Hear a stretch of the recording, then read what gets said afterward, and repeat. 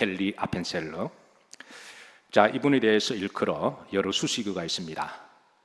그 중에 하나를 제가 달기는 달았습니다. 한국의 최초의 감리교 선교사로 여러분들이 잘 알고 계시죠.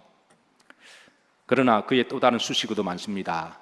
신실한 목회자, 그리고 교역자, 그리고 성서 번역가, 그리고 계몽가, 그리고 순교자.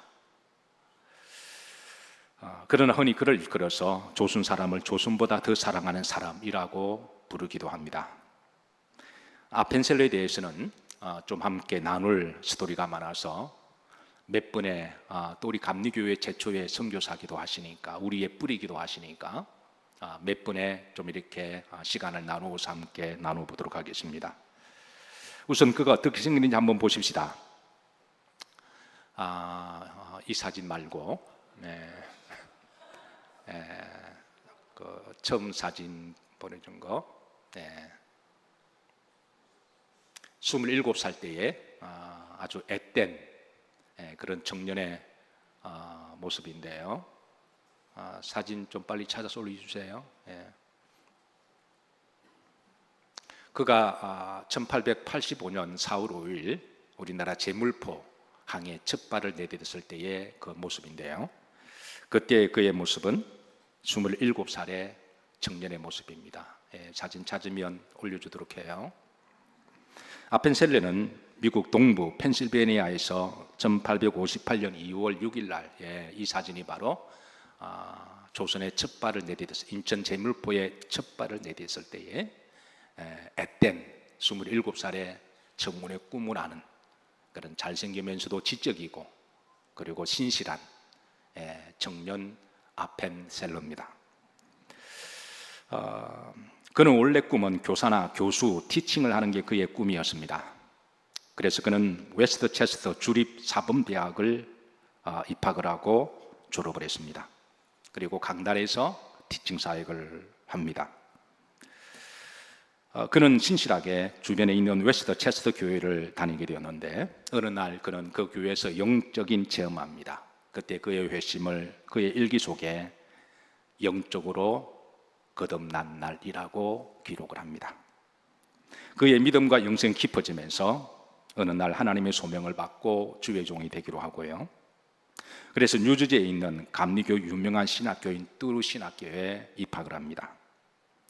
그는 그 신학교를 졸업하고 미 남감리회 선교회를 통해서 선교사를 지원하고, 그리고 마침내 조선의 선교사로 들어오게 됩니다.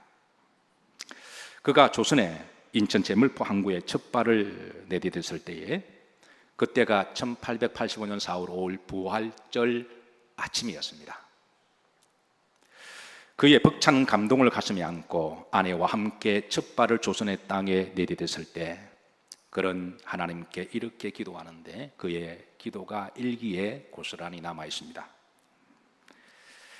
그때 그 아펜셀러의 우리가 마음을 가지고 함께 우리가 기도하는 마음으로 함께 읽도록 합니다. 우리는 부활주일에 이곳에 왔습니다. 그날 사망의 권세를 이기신 주께서 이 백성을 얽매인 결박을 끊으사 하나님의 자녀로서 자유와 빛을 주시옵소서. 양화진에 아펜셀러의 추모비가 있습니다. 그 추모비에 그가 첫 발을 내딛었을 때에 그때 그의 기도문이 새겨져 있습니다. 우연의 일치인지는 모르지만 아펜셀러가 나가사키 항구에서 인천 제물포로 들어올 때, 그때 그 배 안에 또 다른 한 사람의 유명한 선교사님이 계셨는데, 바로 그분이 바로 언더우드 목사님이십니다. 여러분 잘 아시는 우리 조선의 감리교에 이제 복음을 전해주셨던 분이 아펜셀러라고 한다면, 장로교에서는 언더우드 목사님을 기억하고 있어요. 두 분 다 1885년 4월 5일 날 부활절 아침에 인천 제물포에 첫 발을 내디디면서, 그때 그들의 마음은 어떤 마음이었을까요? 그때 1885년에 인천 제물포 항구의 모습입니다. 한번 보시죠. 당시에 85년도 제물포 항구의 모습입니다. 그 다음 사진 보시면 당시 이제 짐을 내리고 실는 그 짐꾼들이 이렇게 많이 오고 가고 있었고요. 그리고 그 다음 사진 보시면 당시 조선의 상황은 이렇습니다. 특별히 아펜셀러는 우리 조선의 당시의 상황을 잘 이해해야만 한국 사람들의 마음도 알고, 그래서 복음을 더 잘 전할 수가 있고 효과적으로 친숙하게 지내기 위해서 그런 또 여러 기록을 남기기도 하고 사진을 많이 찍기도 했는데요. 나중에 이런 것들이 우리나라에 정부가 하지 못했던 우리나라 그 당시 근대사 구한말의 조선의 기록의 자료로 남기도 하죠. 사료적으로도 중요한 사료가 되기도 합니다.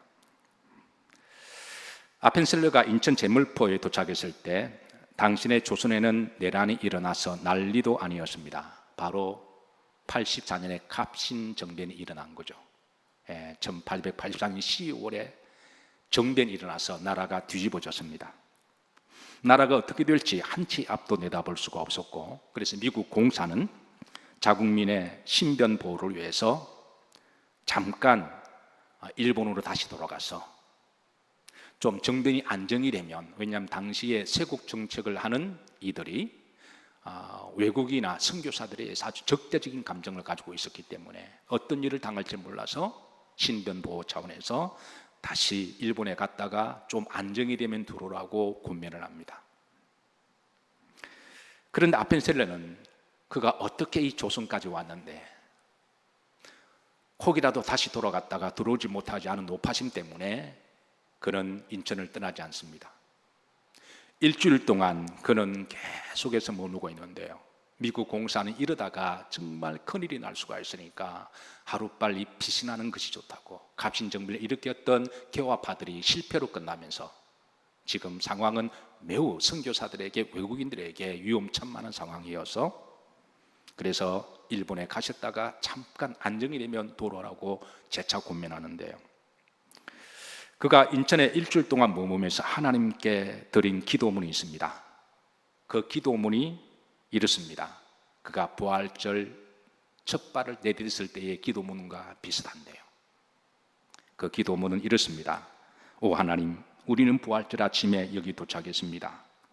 이 아침에 사망의 쇠사슬을 부수고 부활하신 주님께서 이 나라, 이 백성이 얽매여 있는 쇠사슬을 끊으시고 그들에게 하나님의 자녀로서 영광과 광명과 자유를 얻게 하여 주옵소서. 그의 기도문을 보면 그가 얼마나 조선 백성들을 사랑하고 복음의 열망으로 가득 차 있는 것을 알 수가 있습니다. 어쩔 수 없이 아펜셀러는 다시 일본으로 돌아갑니다. 그리고 이제 한 보름 정도 지나서, 한 2달 보름 정도 지나서 어느 정도 정세가 안정되자 미 공사에서는 이제 들어와도 괜찮다고 서신을 보내고 그가 다시 인천 제물포에 들어오는데 이때가 6월 20일입니다.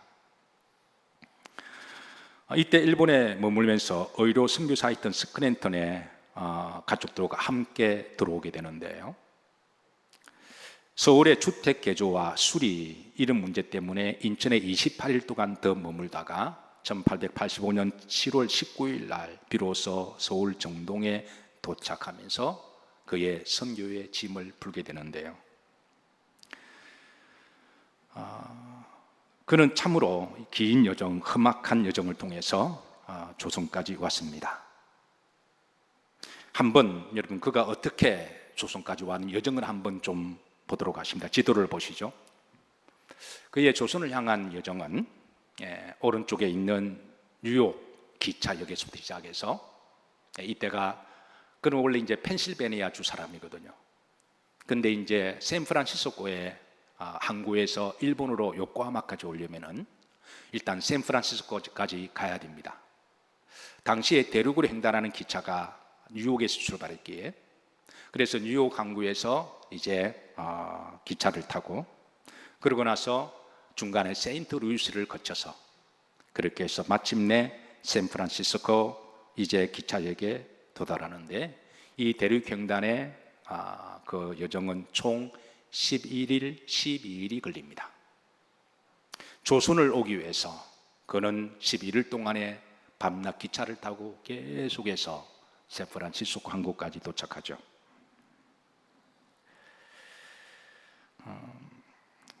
그리고 그는 이제 샌프란시스코 항구에서 조선으로 가기 위해서 이제 배를 타는데요. 그 당시만 하더라도 이 배가 이제 일본의 우선 요코하마 항구까지 가는 배가 있었고, 이 배를 타고 일본에서 나가사키를 또 가서 제물포로 오는 그런 여정이어서 그는 2월 3일 날 샌프란시스코 항구에서 요코하마 항구로 떠납니다. 당시 아펜셀러가 탄 배는 태평양 우편 회사의 아라비코였는데요. 당시 미국은 이 배 아닙니다. 이번엔 제물포에 들어갈 때 배고 이 배는 아니고요. 당시 미국은 태평양 근안에 있는 여러 나라들 사이의 우편 업무를 정진하기 위해서 태평양 우편 회사를 운영했는데요. 그래서 그 배가 이렇게 떠나는 배들 중에 일본까지 가는 배가 있었는데 그 배가 바로 아라비코라고 하는 전기선 배였습니다. 사실 이때만 하더라도 이런 배를 타고 태평양을 건너간다 거의 한 20월 한 달이 걸리는 여정이거든요. 매우 위험천만한 일이고, 또 출렁이는 풍랑과 파도를 만나서 어떤 일을 당할지도 모르고, 그리고 어떤 이들은 이 여정 가운데 다 토하기도 하고 정말 힘든 여정이었습니다. 아펜젤리는 이 아라비코에 몸을 실어서 조선을 가기 위해서 이 배를 부부와 함께 올라타는데요. 총 여정이 24일 걸립니다.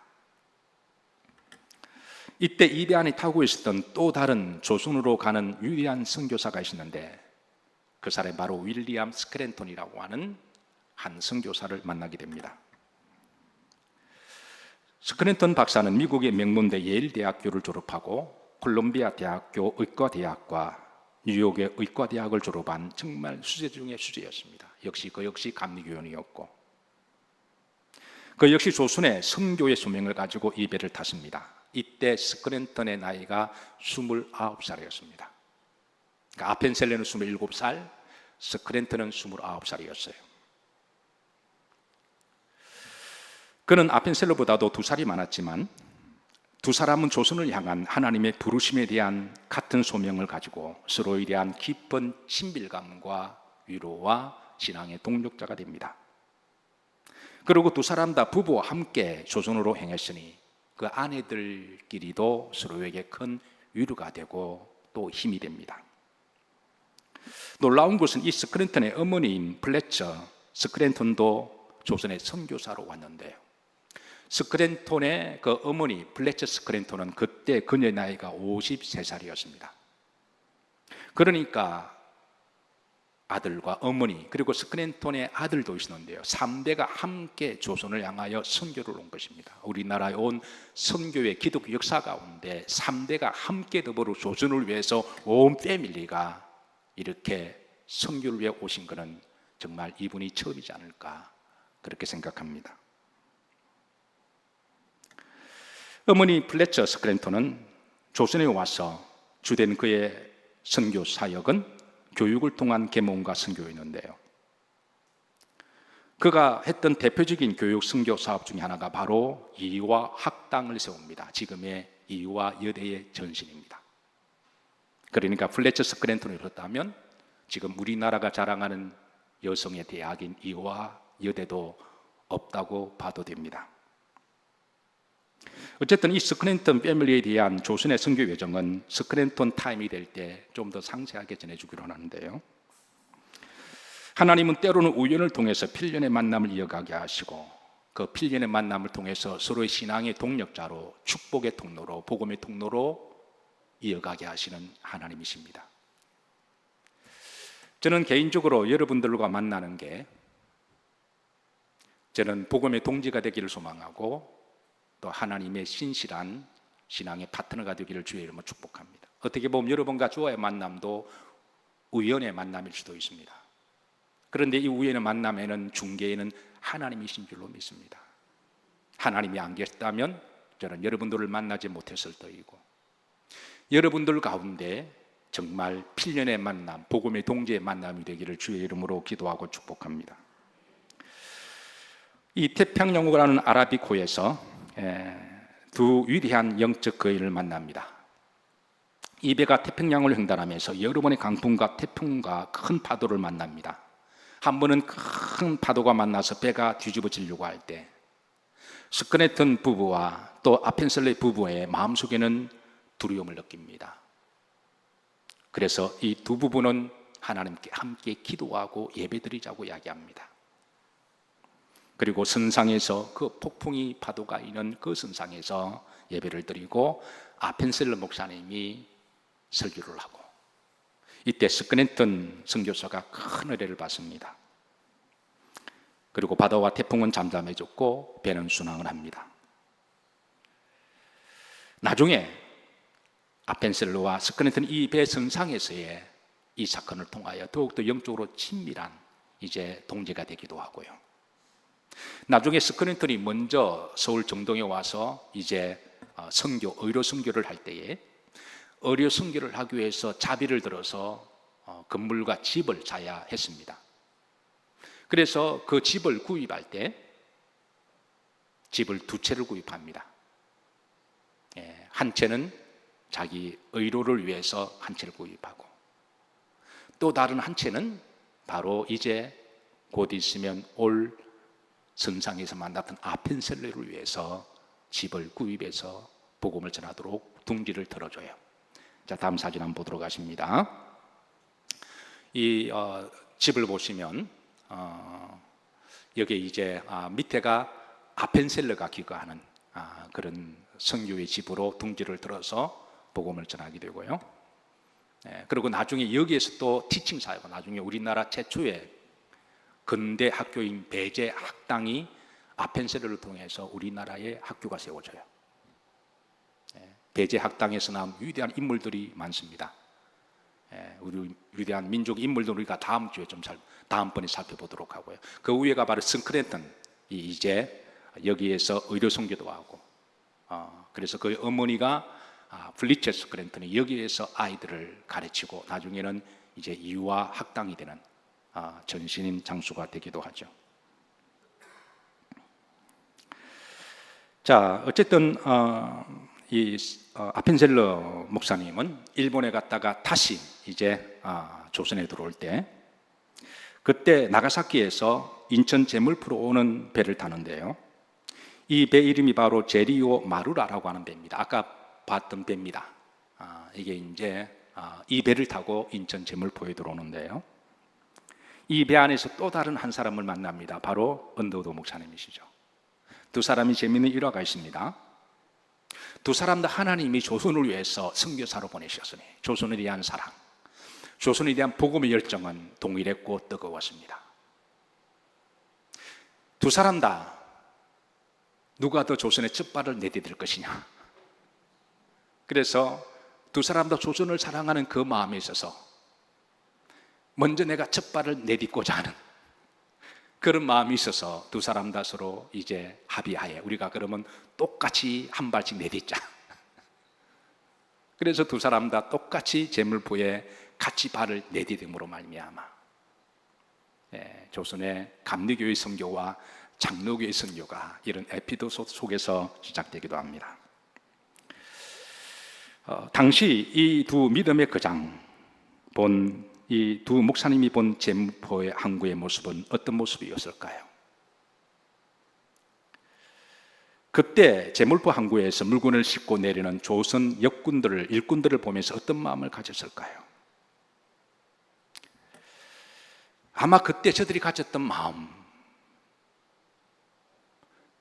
그들이 처음 봤던 항구, 샌프란시스코 항구에 비하면, 당시에 제일 잘 살던 미국의 환경에 비하면 감히 비견할 수 없던 이런 모습을 보고 저들이 가졌던 그 긍휼의 마음, 그 마음은 바로 저는 예수님의 마음인 줄로 믿습니다. 그들이 가졌던 조선을 향한 사랑하는 마음이 바로 예수님이셨고, 저들을 보낸 것은 저들의 자의가 아니라 주님이 조선을 사랑하셔서 보내셨습니다.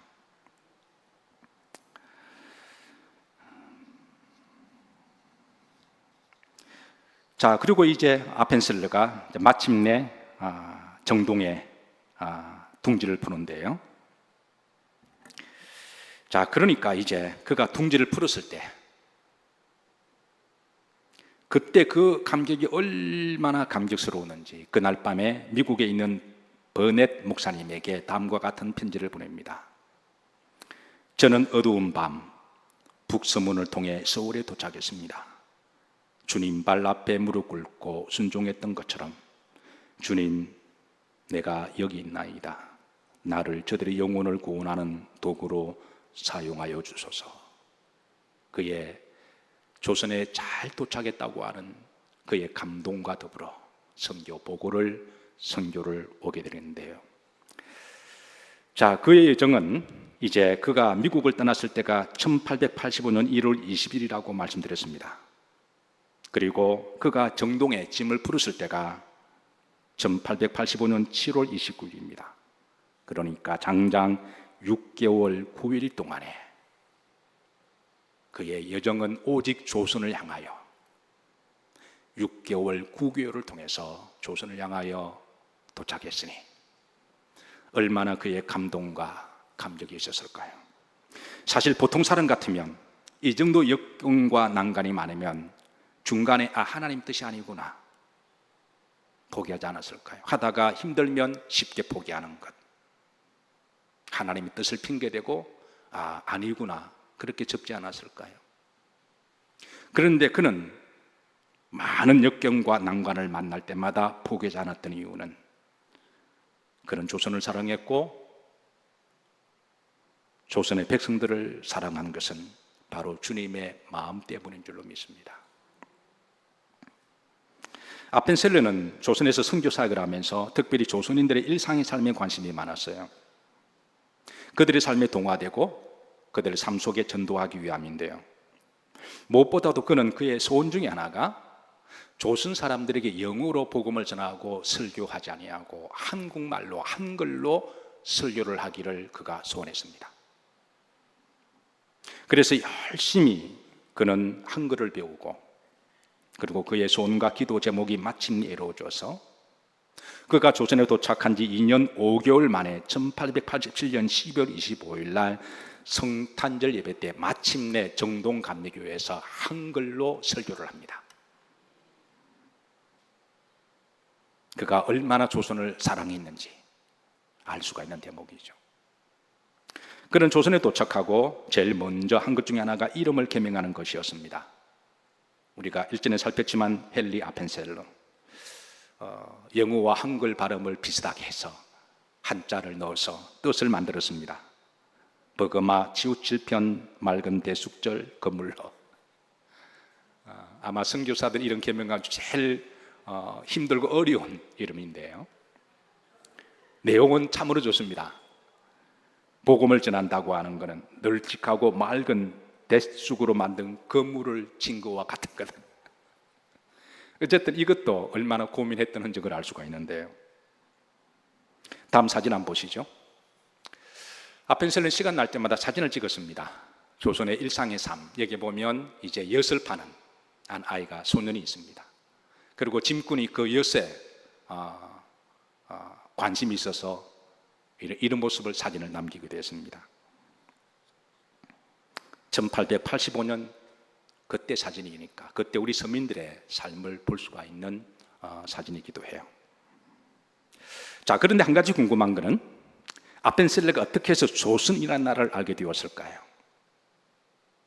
그 당시만 하더라도 여러분 조선이라는 나라를 아는 나라나 사람들이 거의 없을 때입니다. 어떻게 알았을까요?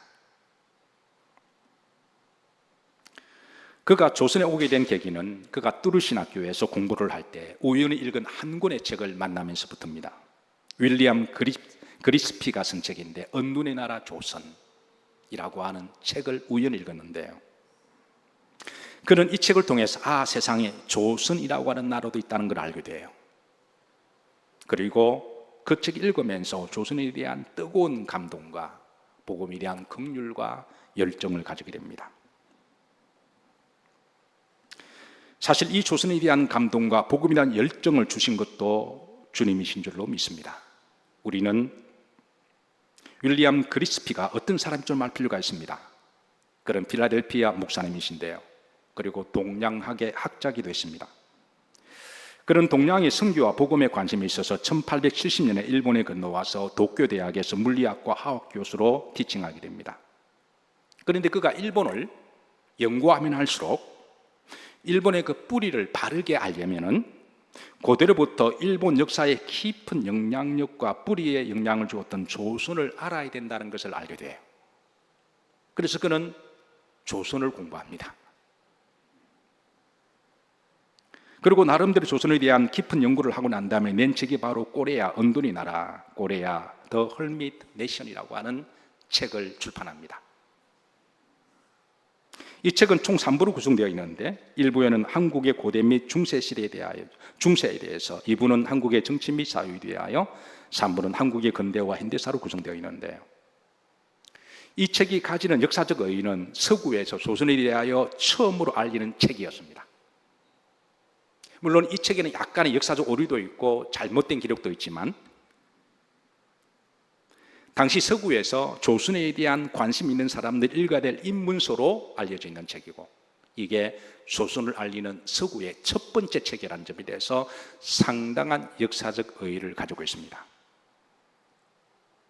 물론 이 책에 대한 한계 때문에 어느 사람 비판하는 학자들도 있지만 그럼에도 불구하고 이 책은 당시의 조선은 어디에 있는지, 조선은 어떤 나라인지 어느 사람인지 모르는 사람들이 알리는 거의 결론과 같은 책이 되었습니다. 특별히 그리스피 목사님은 조선에 대한 애정이 남달랐는데 그런 조선의 교회에 큰 관심을 가지고 있었습니다. 그래서 나중에 미국에 돌아가서 미국에 방미한 민영익 사절단을 만나서 조선의 선교 상황과 교회에 대하여 깊은 대화를 나누고 어떤 식으로든 기도하고 도와주려고 애를 썼던 사람이기도 하고요. 조선이 일본의 강제 합병을 당했을 때 누구보다도 가슴을 아파하고 조선이 독립되기를 기도하고 그리고 3.1절 운동이 발발했을 때에 서재필이 뉴욕에 조직한 한국 친우회 회원이 되기도 하고 그래서 일본의 식민 통치를 그 누구보다도 다니면서 규탄했던 사람 중에 한 분이셨어요. 그리고 무엇보다도 그 책을 읽고 조선의 선교사로 결심한 이가 바로 아펜셀러 목사님이셨습니다. 그러니까 아펜셀러를 주의 종으로 소명한 것은 하나님이시라면 그를 조선으로 소명하게 한 것은 바로 이 한 권의 책이었습니다. 자, 아펜셀러가 가장 좋아했던 말씀 중에 한 말씀은 마태복음 1장 20절입니다. 아펜셀러에 대하여 2부는 다음번에 나누도록 하고요. 마태복음 1장 21절 다 같이 한번 놔둬갑니다. 아들을 낳으리니 이름을 예수로 하라. 이는 그가 자기 백성을 그들의 죄에서 구원할 자임이라 함이라. 아펜셀러는 나중에 정동감리교회에서 교회를 설립하고 첫 번째 예배를 드릴 때 성탄절에 오늘 본문을 가지고 한글말로 설교한 내용입니다. 그가 얼마나 조선을 사랑했는지 알 수가 있고 조선 사람들에게 복음을 전하고자 하는 그의 마음을 알 수가 있는데 자, 다음에 합독하실 때 가로를 이어서 다시 한번 합독합니다. 아들을 낳으리니 이름을 예수님이라 하라. 이는 그가 자기 조선 백성을 그들의 죄에서 구원할 자이심이라 하니라. 이분에 대한 할 이야기가 선교 예정이 워낙 많아서 제가 2부로 이어가게 되면 한 30분의 설교가 더 길어질 것 같아서 오늘은 여기까지 하도록 하고 말씀을 정리합니다. 사랑하는 성도 여러분, 애국가에 하나님이 보아사 우리나라가 만세가 된 이 가사는 결코 우연의 일치로 만들어진 것이 아닙니다. 그리고 하나님이 대한민국을 사랑하시고 보호하시는 것도 반드시 이유가 있습니다. 하나님은 대한민국을 사랑하십니다. 그래서 하나님이 사랑하시는 주의 종들 선교사들 조선으로 보내주셨고 그들이 조선의 복음을 씨앗을 뿌렸습니다. 앞으로 저는 하나님이 대한민국을 더 축복하시리라고 믿습니다. 그 이유는 마지막 시대에 왕같은 제사장으로 주신 사명이 있기 때문이죠. 지수의 등판에 있는 글처럼 우리가 언젠가는 하나님 나라 가게 될 때 하나님이요, 하나님이 나에게 주신 그 사명을 내가 열심으로 잘 섬겼습니다. 나를 긍휼히 여겨주셔서 주의 나라 임하실 때 나를 기억해 주옵소서. 이 고백이, 이 선교사들의 믿음이 오늘 여러분과 저의 믿음이 되기를 주의 이름으로 기도하고 축복합니다.